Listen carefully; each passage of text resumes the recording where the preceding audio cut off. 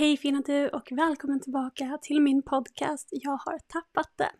Och för dig som är ny här, mitt namn är Jonna Stark och i den här podden pratar jag om allt inom personlig utveckling, mindset och alternativ hälsa, men väldigt ofta, nästan alltid med ett fokus på tapping. Och idag har jag något alldeles extra här för dig. Jag har nämligen fått den stora äran att intervjua självaste Gary Craig. Japp, du hörde rätt. Grundaren av EFT-Tapping, Gary Craig. Så det var han som en gång i tiden förenklade den tapping som fanns då. Det var TFT-tapping, det var som var innan. Och skapade EFT-tapping. Och det har ju spridit sig till hela världen och används av miljontals människor idag. Och jag vill också bara nämna lite kort innan vi sätter igång. Någonting som vi bara nämnde lite i förbifarten under samtalet är att han kallar ju sin EFT som han skapade då på 90-talet för Gold Standard EFT-Tapping. Och det är då skillnad mellan den och den som nu idag kallas för klinisk EFT och andra EFT-tapping som finns där ute. Så är det alltså Gold Standard EFT som han pratar om i dagens samtal. Och i den här första delen av vårt samtal så pratar vi om hur EFT-tapping kom till, varför det fungerar så kraftfullt och hur tapping kan hjälpa med både känslomässiga och fysiska problem som vi har. Så Gary delar med sig av sina erfarenheter, sin syn på tapping, sin resa och det är verkligen så intressant att få höra allt det här direkt från honom och få prata med honom och jag hoppas att ni ska tycka att det här är lika intressant som jag gör. Så som vanligt när du lyssnar på min podd, ta till dig det som resonerar med dig och låt resten vara. Och vet du vad? Det här är bara del 1. Det kommer en del 2 också och då kommer vi att gå ännu djupare och prata om optimal EFT. Och det är det som Gary Craig jobbar med idag och det som han lär ut idag i sin utbildning. Och där jobbar han med det som han kallar för the unseen therapist. Men nu är det dags för del 1 av det här avsnittet. Så luta dig tillbaka, ta några djupa andetag och låt oss kliva in i tappingens ursprung med Gary Craig. So welcome Gary. I'm truly honored to have you as a guest. My pleasure, I can assure you. I love to speak with somebody in Sweden because I don't do it very often. No, it's really nice and very generous of you to spend your time with me for a while here. And Okay. I have to say I'm a bit starstruck as well because you have impacted and improved millions of lives all over the world with your work. And it's truly inspiring and yeah, it's amazing. How does that feel? Well, I get told that once in a while. Yeah, I can imagine. It feels like me. however that feels. That's how it didn't feel any different, but I'm glad to hear that. I love the feedback. So maybe we'll do some more of that today. Yeah, good. So tell me, how did it all start? How did you create EFT tapping in the beginning? Well, What was your vision? Yeah, by background, my academic training is not in psychology or therapy or any of that stuff. I'm a graduate of Stanford in engineering, but I've always been interested in what people call, in America anyway, pop psychology, the kind of thing. You are what you think you are and that kind of stuff. And I was fascinated by that, and I used it a lot in my own sports achievements and so on. But I ran into a psychologist in the early 90s. His name was Dr. Roger Callahan, who was the first one to bring tapping to the world. And I was one of his first students. I paid him $100,000, to learn what he learned. So, that's a lot of money. Well, yes, believe me. But I was really interested in it. So I started learning his version of it, and I found it way too complicated. So I simplified the whole thing, and that's the EFT we see now. And in fact, I said, I gave it to him. I said, you can have it if you wanted to, if you wanted. But he didn't want it because he didn't design it, so his ego wouldn't let him take it. So, but anyway, it took off, and so What was your that was thoughts when you created it? What were you thinking? the first thing about it was that I learned was it was really good for phobias, height phobia and water phobia and things like that. So I thought, well, I'll use it for that, and that'll be fun and kind of thing. And but it expanded into a much, much larger portfolio of things that it does. Basically everything, you know. So before I created EFT, I'll go back a bit because this is important. I had what you would call a spiritual experience, and that was back in 1988. You know what a near-death experience is? Yes, yeah. Okay. Well, for the listeners who might not know, people are near death and they die actually, and they go into heaven or a spiritual experience or something. And wow, things happen, and sometimes they recover from, terminal cancer, and all these miracles occur, and they are healed and they're living and so on. I had one. I didn't die. I had one like that while I was alive in 1988. I was waking up one morning and I was going over my day's list of to do, which was always bigger than I needed it to be. And I said to myself, I was frustrated, who needs this? And I really meant it. It wasn't just a academic statement. Who needs this? And all of a sudden, boom, all I can say is I let go of this world. That's the best way to say it.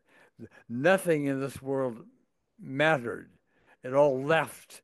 And I was in this spiritual experience. I was in the arms of God, and I was in the arms of a version of love that we don't know anything about here on this planet in human bodies. We have something we call love, but it's nothing like that. I wasn't there very long. I don't know how long, a minute or two maybe, because there's no time in it. All I know is I came out of it and wow, what was that kind of thing? But that was really strong. And then I met Roger Callahan in the early 90s. And then I did the simplified version of EFT, which was more popular and better and all this. Um, but I wanted at the time to put in the spiritual aspect of it, not just tapping, but let's bring the spiritual awareness that we're trying to get. But I would talk to people before I brought it out, and they weren't ready for it. No. They were polite. I told them about my experience, and there, Gary, you'll feel better tomorrow, kind of thing. Yeah. They just weren't ready. So I did tapping Mm. only, and they expanded from there. And later on in 2014, I did optimal EFT because then I asked people, after all time that passed, um, what they thought about it. And now, for some reason, they were interested. Something happened in the world. They were interested in it. So I brought optimal, the spiritual thing, into it. Yeah. Long answer to your question, but I'm that's really how good. that's how it started. You mentioned in an early interview you did with someone else that you already as 13-year-old were interested in the pop psychology. And I wanted to ask you because since you said spirituality wasn't so huge back in 1988, and I think pop psychology wasn't, it was like spirituality was later on, like pop psychology was back then. So how did you start being interested in psychology at such a young age? Were you inspired by someone or? No, not really. I somehow or other. I mean, I played at age 13. I was playing baseball, later football, and all that. But I kept a young boy, fantasy, playing sports. standing at the plate, hitting the baseball, all that kind of stuff, pitching, and I would imagine things happening. I'd imagine them. I'd really vividly imagine them hitting a ball. The really big pitcher throws a ball at me, and it's high and outside, and I hit it, and it's a triple, and all that. Sometimes, if that would actually happen in a real game, what I fantasized exactly as I fantasized it. I thought, wow, there's something to that. What is it? So, you are what you think you are. I fortunately had a mother who was always adoring me. Not everybody has a mother like that, Everything I did was wonderful. And so I grew up, thankfully, as a wonder boy, sort of. And I lived up to that expectation Oh, because I didn't have all this baggage on me that many people have to grow up with. I had some, yeah, sure, but not to the degree a lot of people have, thanks to my mother. yeah. Oh, that's really amazing. Did you imagine that if we go back to EFT, but did you imagine it growing so big, spreading so much? No, no, and thank you for asking. I had no idea it was going to go big time. I had no idea. I'm clueless. Uh, so I put it out on the internet. I said, well, here's my website, and use it however you want to, and no legal fences and no strings attached, and just go do your thing. Well, I had no idea. I had no idea what I was doing, but people did just that, partly because it worked so well. And so all kinds of people did all kinds of things with it. And what they would do, it was spread all over the place. And what they would do is they'd say, well, here's EFT, all that tapping stuff. Well, but I have another idea, and I'm going to add this idea in, and I don't like that idea of EFT, so I'll take that out. So there's all these versions of EFT out there. I call them the spin-offs. So along the way, I retired, but I came back because um, I wanted to put out a really valid, from the source version of it. And I have, in fact, I'll show you on my website for your viewers. I'll share screen a Yes. second. Yeah, because it was then you created or just started calling it Gold Standard EFT, right?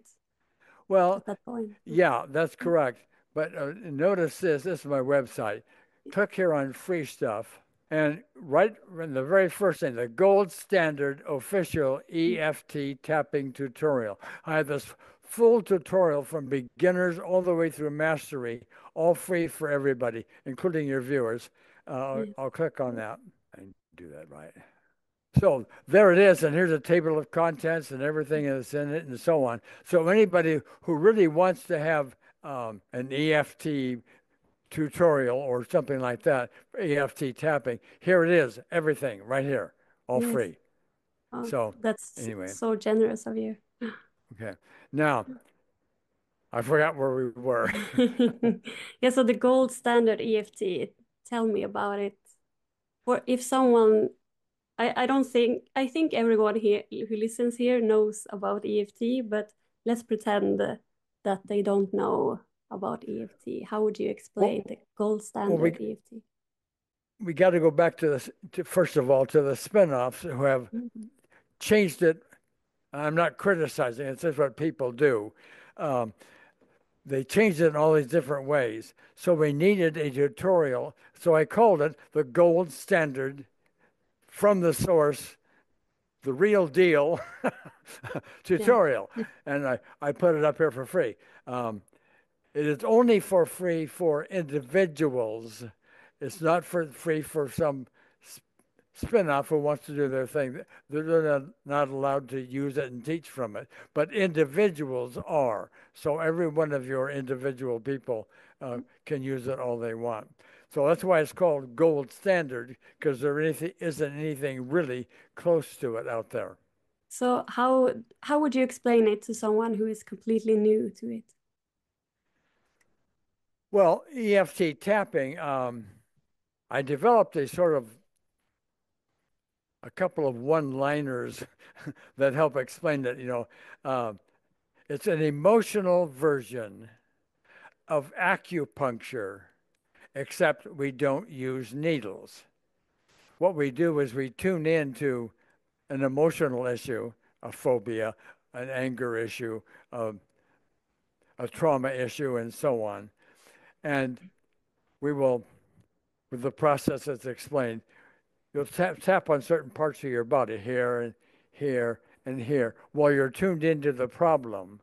And what it does is it sends balancing energy through your meridian system. And if you do it properly, you couldn't get upset about your memory if you tried, uh, if you do it right and do it correctly. The interesting thing is, even though we address emotional problems, emotional, and we all have them, we collect them from Yes. childhood. uh, so as we remove that baggage, the physical problems we have, the cancers and the flu, and all kinds of other ailments that we have, tend to fade because the body is more at peace and less turmoil going on. And the more peace you have, the more natural your immune system can do what it's supposed to do. And we have people who have completely cured from all kinds of physical things, from vision things to serious ailments, and a lot of doctors scratch their head. I'll give you one example. I had a gal call me. She was in the hospital.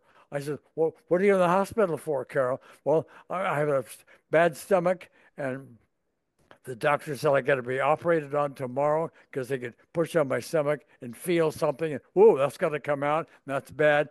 And she was in the hospital to be opened up surgically tomorrow.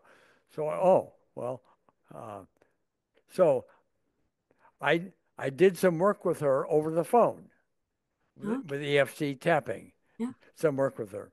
Yeah, she knew the points and how it worked beforehand. Yeah, oh yeah. She was a follower already. So, so she did all that, and the pain in her abdomen faded. It went to zero from an 8 or something like that down to zero. And the next morning, the doctors came in, and they pushed on her stomach again to find what was wrong. Couldn't find it. Did no surgery.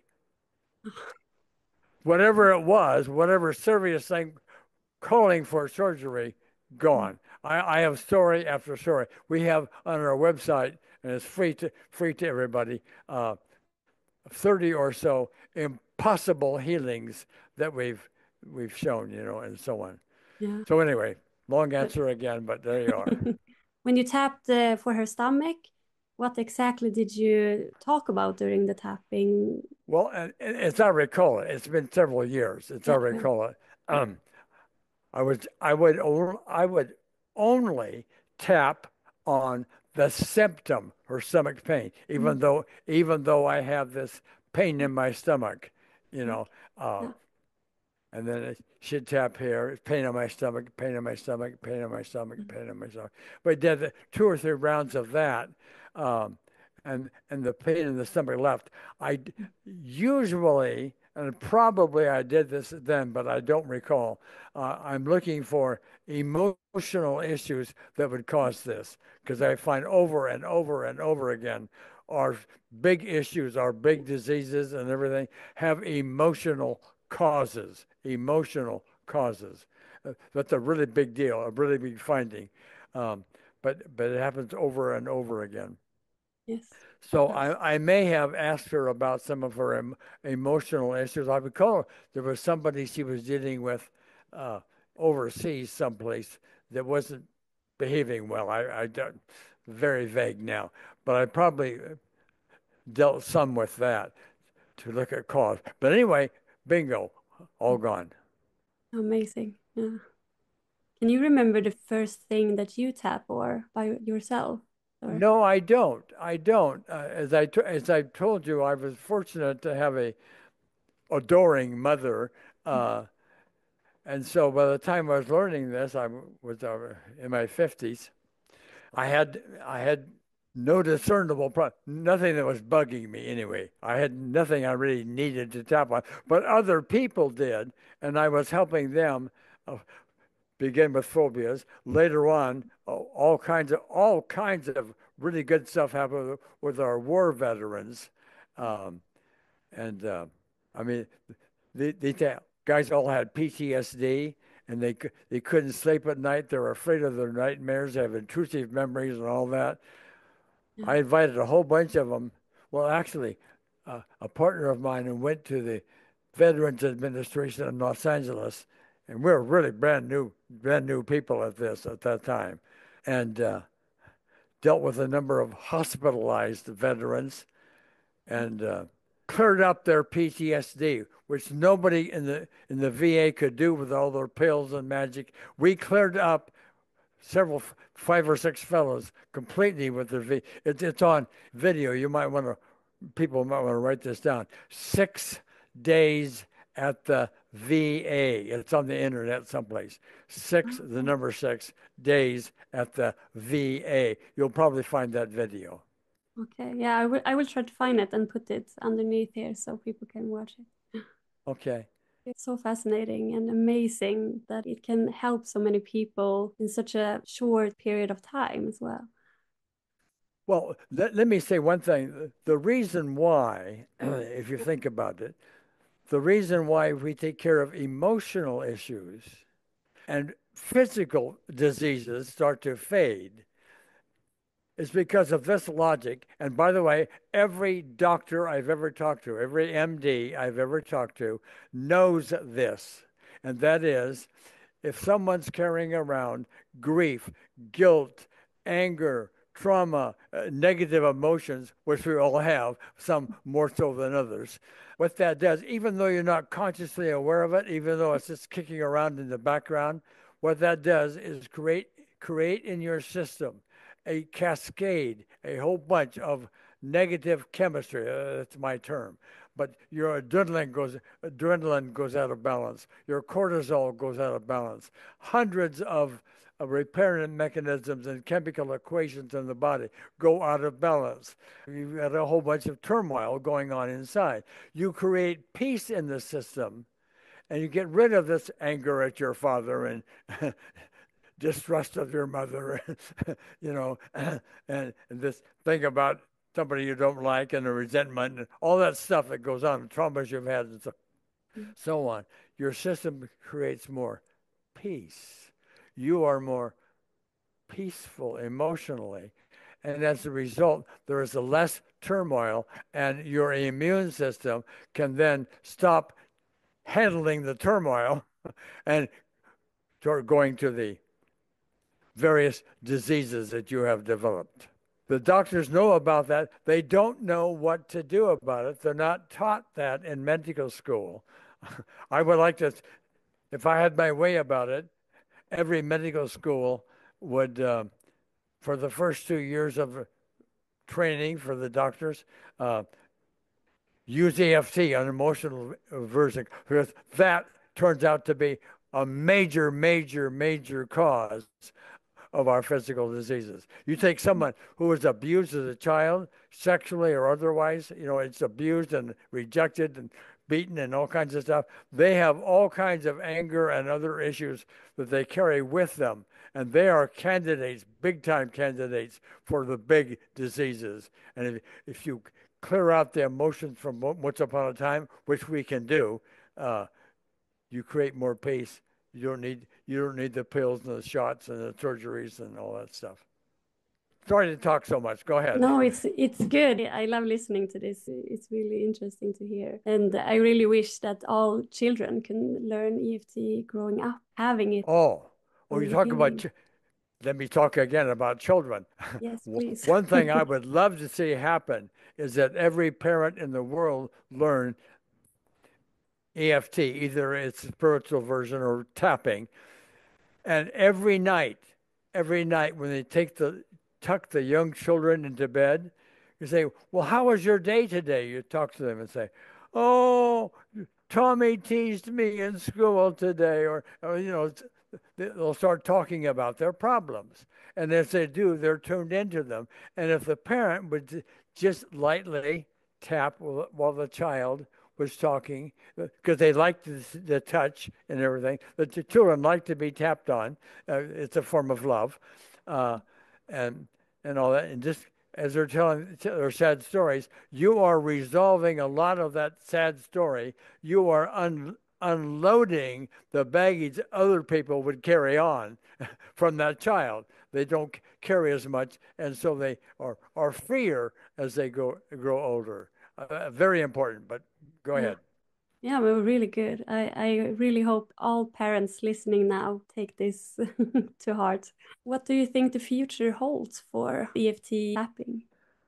Well, I said earlier, my hope would be that it would be taught to our medical students before they ever learned how to do surgeries and pills and all that stuff. Because chances are you'll do a whole lot of stuff before you ever get there to the pills and surgeries and all that.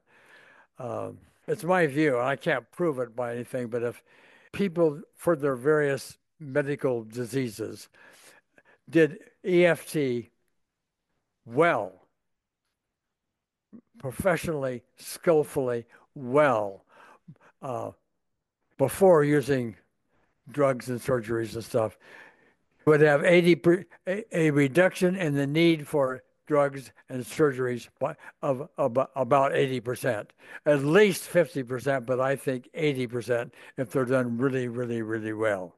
But is that going to happen? No, because there's no money in it. No. And that I'm laughing when I say that, but that's the absolute truth. There's no money in, let's bring in the unseen therapist, or let's tap on a few meridian points in a skillful way. You got to pay a therapist maybe to do that kind of thing to help you, but that's nothing like the big medical hospital bills and so on. Nowhere. It's a tiny, tiny nothing, you know. So I don't think it's going to happen this week, but if I had my way about it, little by little, I think it will. It'll start to go that direction. How big it'll get, I don't know. There'll be a lot of resistance to it before it takes hold. But that's what should happen. In the meantime, I'll give an example of that. And with all the good work we do with PTSD, and we went to the Veterans Administration and all of that, it didn't fit within their book full of methods that they use, the accepted methods. And so therapists who try to help veterans at the Veterans Administration, the VA, rarely are allowed to use EFT because it's not in the book. Yeah. So they do it on the side after hours. without the supervisors knowing, and that's where the healing takes place. Yeah, because it's the same for doctors as well, right? And psychologists, they can't use stuff that aren't in their book. Or is it the same in America? Yeah, I don't know all the laws about it, but if a doctor were to say to a client, "Oh, don't worry about those pills and that surgery. Let's do this tapping, or I'll bring in spirit or something like that." And the client complained, the doctor's in hot water because he didn't go by the book. Yeah. A good example of that is one of our members, Gabrielle Rutten is her name, and she's from Holland, by the way, next door to sort of to you. Yeah. She's an MD, but she gave up her medical license, gave it up totally, completely. She uses only EFT, and gets better results than she got with the medicines and all that. Oh, that's amazing. Yeah, I read your book that you wrote together as well. Oh, you did? Yeah, okay. Yes, Yeah. it's really good. EFT from A to Z. Yeah. Yes.